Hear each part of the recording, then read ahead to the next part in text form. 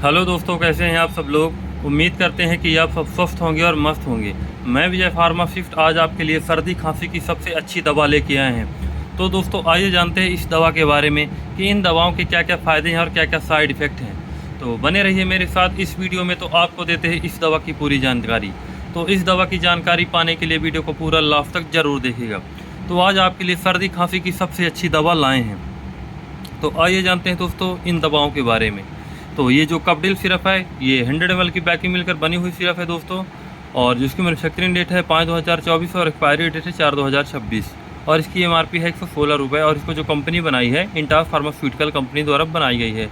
और जो टैबलेट है दोस्तों, आजी पंच 500 mg टैबलेट है, जो कि एक एंटीबायोटिक टैबलेट है, और जिसमें जो कंपोजिशन मिला हुआ है एजिथ्रोमाइसिन 500 mg मिला हुआ है, और जिसको कंपनी बनाई स्मार्ट लेबोरेटरीज कंपनी द्वारा बनाई गई है। और जो इसकी MRP आप देख सकते हैं 79.79 × 16 पैसे है। तो दोस्तों आइए जानते हैं आप इन दवा को किस किस प्रॉब्लम में यूज़ कर सकते हैं। जैसे आपको जुकाम के कारण से बहुत ज़्यादा खांसी आ रही है, उस कंडीशन में बिल्कुल भी इस दवा को आप ले सकते हैं। या कि आपके गले में खराश हो रही है, आपके गले में दर्द हो रहा है, तो उस कंडीशन में भी आप इस दवा को ले सकते हैं। या कि आपको बहुत टाइम से खांसी आ रही है, महीने 2 महीने से खांसी आ रही है, तो उस कंडीशन में ये आप 2 दवाओं को बिल्कुल भी ले सकते हैं। या कि आपको कफ बहुत ज़्यादा गले में जम गया है, उस कंडीशन में बिल्कुल भी आप इस दवा को ले सकते हैं। या कि आपको बहुत ज़्यादा जुकाम की प्रॉब्लम हो गई है, आपको जुकाम ठीक नहीं हो पा रही है, तो उस कंडीशन में बिल्कुल भी इस दवा को आप ले सकते हैं।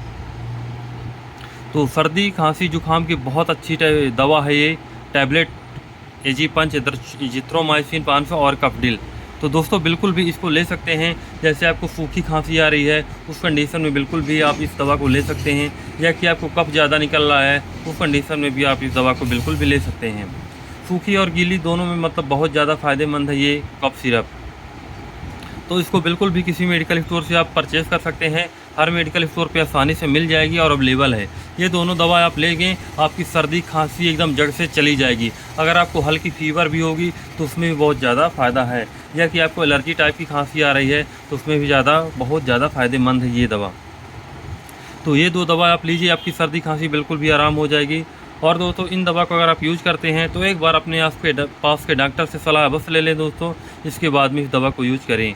बिना डॉक्टर के सलाह से बिल्कुल भी दवा को यूज नहीं करना है। तो आइए जानते हैं दोस्तों इसको कैसे यूज़ करना है। ये टैबलेट आप देख सकते हैं एजिथ्रोमाइसिन 500 है, जो इसके अंदर टैबलेट है।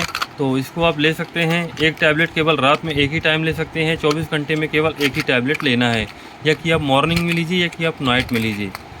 ये आप 3 दिन इसको कंटिन्यू एक एक टैबलेट नाइट में ले सकते हैं, या कि आप मॉर्निंग में ले सकते हैं। आप 3 दिन इसको लीजिए, आपको 3 दिन बाद एकदम से जड़ से आपको सर्दी खांसी आराम हो जाएगी।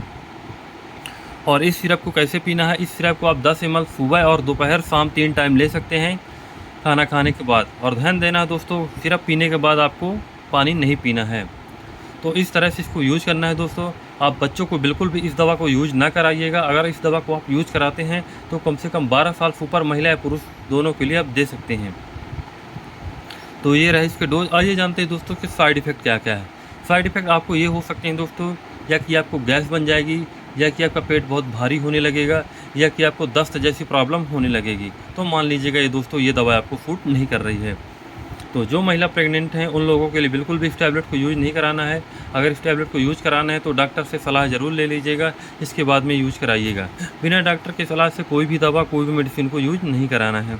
जिन पेशेंट को लीवर में प्रॉब्लम हो, या कि किडनी में प्रॉब्लम हो, या कि हार्ट पेशेंट हो, उन लोग बिल्कुल भी इन दवाओं का सेवन बिना डॉक्टर की सलाह से बिल्कुल भी ना लें। तो एक बार अपने आसपास के डॉक्टर से सलाह ले लीजिए, इसके बाद में इस दवा को यूज़ कीजिए। बिना डॉक्टर के सलाह से कोई भी दवा, कोई भी मेडिसिन को यूज़ नहीं करना है। तो ये रही दोस्तों इस दवा की पूरी जानकारी। तो अगर आपको हमारी ये वीडियो पसंद आई हो तो लाइक करें, सब्सक्राइब करें, ताकि आगे आने वाले वीडियो में आपको और भी दवा की जानकारी मिलती रहे। धन्यवाद।